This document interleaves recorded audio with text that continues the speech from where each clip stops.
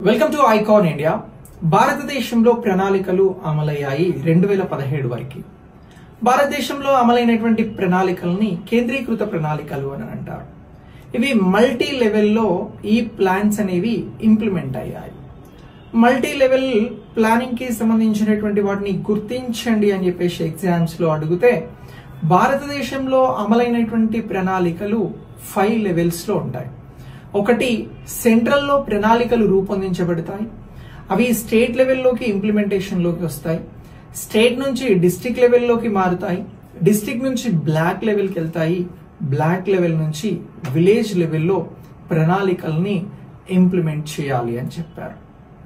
అయితే విలేజ్ లెవెల్లో ప్రణాళికల్ని ఇంప్లిమెంట్ చేసేందుకు అని చెప్పేసి మనకి 73వ రాజ్యాంగ సవరణ ద్వారా ప్రణాళికలను అమలు చేసుకునేటువంటి స్వయం ప్రతిపత్తిని కల్పించారు. ఇక జిల్లా లెవెల్లో ప్రణాళికలకి సంబంధించినటువంటివి అమలయ్యేందుకు అధికార బాధ్యతల్ని జిల్లా చైర్పర్సన్లకు ఇవ్వడం జరిగింది article 243Z sub class D ప్రకారం. ఇక స్టేట్ లెవెల్లో ప్రణాళికల కోసం బోర్డ్స్ ని ఏర్పాటు చేయడం జరిగింది రాష్ట్ర ప్రణాళికల బోర్డు కి సంబంధించి. ఇక సెంట్రల్లో ప్రణాళికలు అనేవి రూపొందించబడతాయి.